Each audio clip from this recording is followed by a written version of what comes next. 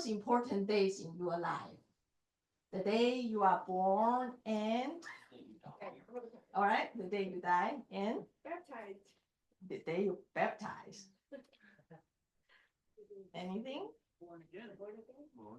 Very good. All right. Answer is the day you find out why. Oh. Um, so this is the thing for me. Okay, sorry, I need to give this quote is from Mark Twain. That's his famous quote. Yeah, Mark Twain. Oh yeah, I missed the spelling, right? Sorry. Yeah, and that's if you look ChatGPT or internet, you will find that. For me, this is very true. I probably don't remember the day I was born, but I do remember not just the day, is ongoing journey to find out why. Oops, a little bit about me. I mean, talking, I know most people in Anthem probably know me, people from Nation Church, probably not. Talking about me, I think is with Anthem Church. From the first retreat, I just talked to Ben, who were there when we do the first retreat. Oh, great. I remember Gardner, Ben, yeah, Carl, and unfortunately, I don't have the picture because I think Sadie was not here with us, so we don't have that. Ben just remind me we are like with the leg retreat. I think Phil talked about being intentional, right? Be intentional. So those are different year here, right? So I don't know how, yeah, it's a little bit blur. So this is the 2022. I'm there with Yichen, and 2023, I'm there with Olivia, and this is last year, I'm here with Lee, and she's still with us, and of course, Yichen and Olivia also come to Anthem Church. So this is me, speaking of me, is about thinking about, wow, this is the 4 years, the fifth retreat. And from the first retreat, talk about intentional to now almost every time I encounter the stranger, I thought about how to give them your love card, your card. All right, so this is the journey start, right? So we start, for people, we start this very beautiful card, right? And sometimes you might underestimate how, what's the right word in English, right? You can say powerful. Powerful seems like a little, yeah. Anyway, I mean, how you probably underestimate how grateful people will when they get the car. And then I think Sadie, oh, there's another white one. All right. I bring my purse because for purpose, I have those two. So the first when I start, I give people a card. And then this is at that time, actually, to be questioned about what does intentional mean.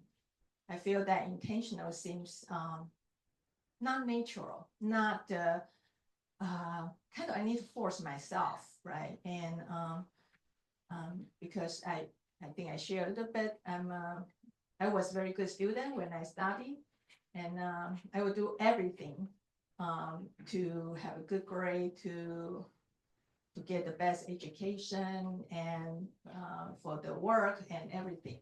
So for me, that seems to mean intentional. But I don't want that. I feel that wow, the gospel is grace. I don't want to force it. I want to be natural. I want to come. But then I listen to those sound. I kind of list here, right? And I just say, hey, yeah, maybe I don't understand, but I just trust and obey. In the meantime, in 2020 September, I have some health issue. I took 1 month off, not because I'm not able physically, but because I asked God, what do you want to tell me? And then after that whole 6 months, I read the book of Isaiah 6 times. And then in June, and Ben just reminded me the first retreat is June, we have this retreat. So I say, okay, God, I don't really understand, but I just trust and obey. I just do it. I would do it. Right. Then I moved into the second stage. Okay, so this I kind of out of nowhere, I think, okay, maybe I can enrich my You Are Loved card with this bag and chocolate, right? And then we have other, for people there's other card, and this card has our own church QR code, right? And then I learned the true faith is not striving, but surrender. Because I'm the striving person. I always feel, I told my kids, you need to be excellent, right? You need to be, I told my kids like that. I was a role model. So everything is striving for me. But the second stage, I learned that no, it's not, right? It's a surrender. And once you surrender, you will be sensible. Some people, even ask me, do you really hear God's voice? Right? Many people ask the question, when you say you can hear God's word, do you really hear God's voice? Right? For me, the answer is that, you read the scriptures and you pray and you surrender to let the Holy Spirit to lead you, and things will come up into your mind. That things, if you are still keeping your busy life, or just say, hey, now I just go out to share gospel with people. If you script,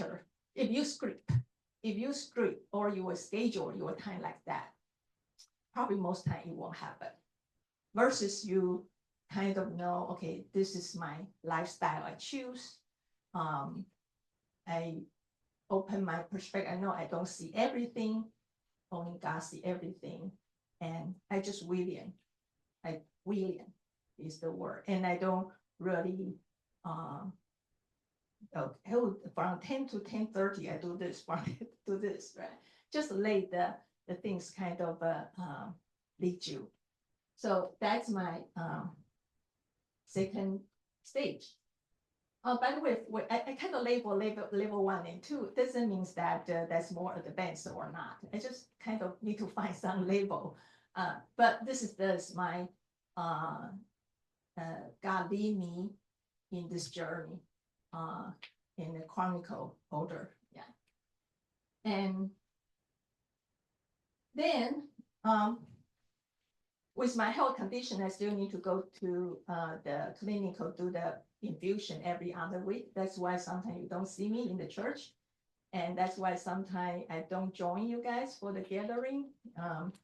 However, that gives me the opportunity to share gospel with nurse. Usually I see the blood draw nurse, and I see the assistant for the infusion, and then I see the final nurse, right? So I start to give those to them, and I just let God to lead the conversation.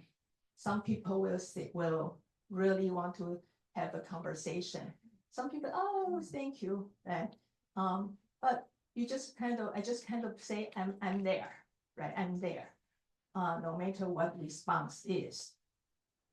And then the most important thing is I learned is that you need to kind of I learned that it's not about me, but then, because sometimes you feel hesitant, or you feel, oh, what if they reject me? What if they say they feel that you are just one of that Christian I don't like in the church, right? I also have that fear, right? But and also I say, oh God, you say I want to love those people, but I don't really know how to love a stranger, right? Anybody here know how to love strangers? A little bit harder, right? So, but then I realized it's not me, it's them. So I just pray to God, say that, hey, you love him, you love her. It's not me. I'm just your vessel. And that helped a lot, because you kind of put yourself out of the picture, right? It's not about people will say something against you, or against, maybe you just don't like the Christianity and all this, right? But that's not about you, right?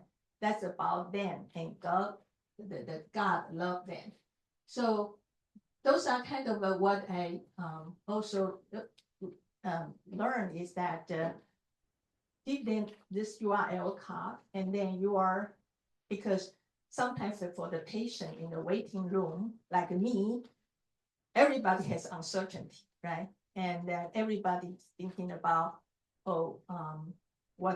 what my illness can be cured, or even I do the IV, but my vein is usually very good.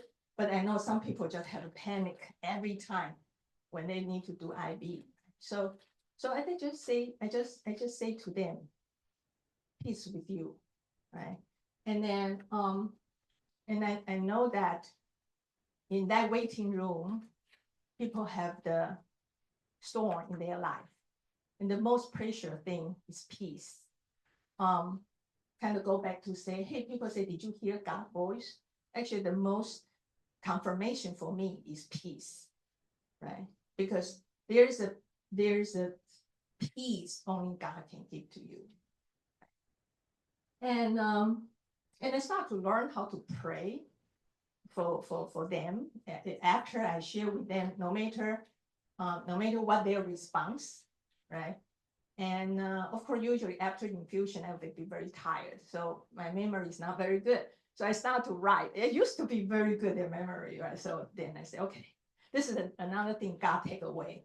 When He take away, and I need to do something, and then I just pray for them. I remember their name. I put in spreadsheet, and I pray for them. And then when I made them next time, and I not just remember their face and remember their name and remember what they want to pray for. You know, that kind of the people feel so much on that, right? Yeah. And sometimes I put the verses there, like the Phil just shared the we love because God first loved us. And you know what? There are so many people say, hey, you just make my day. You just make my day. I'm so appreciated, right? So I do have some kind of a rejection, but probably 2%, 1%. Just very, very amazing. So when you think about it's not about you, it's about them. And you don't give yourself red line, say red light, say that don't go. Everything is green light. Just go until, okay, of course, we don't want to offend people. If people don't want to talk about it, that's fine, right? The last one I feel I want to share is I learned is so true, is that only one priority. I mean, before I start this journey, I probably spent almost 40 years in church already. I gave myself to God when I was in college, and I always struggle with our so-called priority. We know God first, family second, and all this, but you don't have time, right? 1 hour to God, and then 2 hour, whatever hour, right? I mean, but then I feel that during this journey, God let me know you only have one priority. Means that no matter what you are doing, you spend time reading the Bible, you spend time with your family, you work, right? You talk to your coworkers.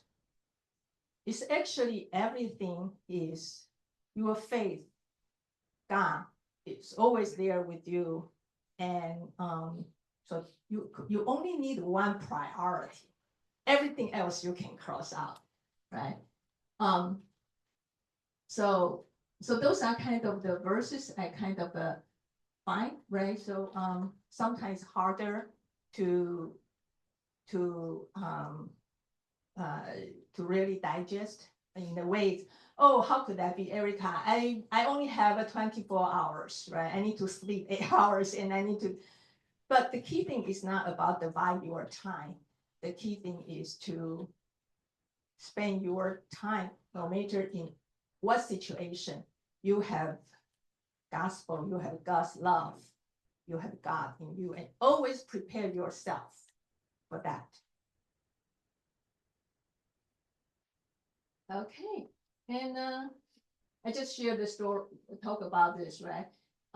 Yeah, people appreciate it, and people will look at that and say, oh, I'm actually looking for the church of diversity, right? So many encouragement when I share this, actually the response.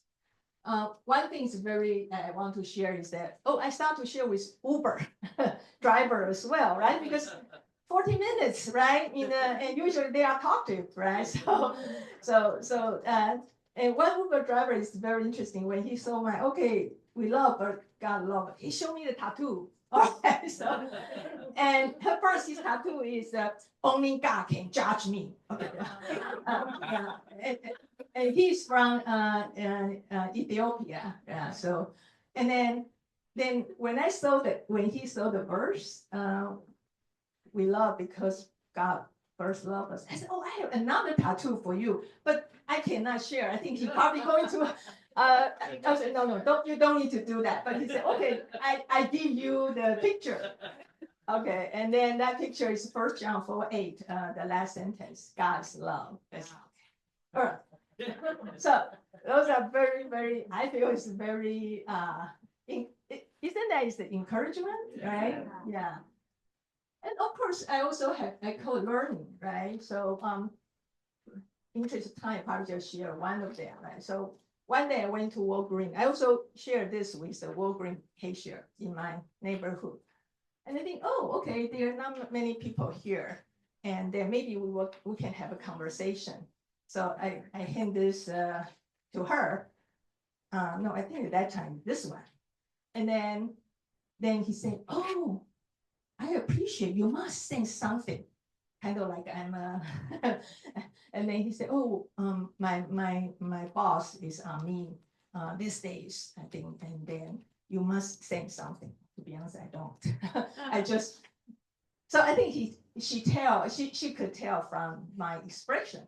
And then I said that, but I can pray for you, right? But at that point, I feel that she was disappointed. And then I don't think I need to pretend, but I feel that I can be better prepared in terms of not prepare what to talk to her. And it's because I should prepare when I hand this to people, not just because there are no people around, so I can hand over to her. So I think that's always my in my mind is go back to Phil's talking about intentional, right? It's not like we need to do something so God will give us a return or give us an award, right? It's because when you are intentional, you will prepare yourself so the other side can feel it, right? That's the most important thing. It's really nothing about you, but about the people receive. And then the last I want to share this is because this is really hot from oven. Okay, and some of you probably know I have a neighbor Yeah, Rich just asked me the other day, right? When Phil, I mean, I really like Infant Church. I feel that I feel a church should go out, not just huddle ourselves.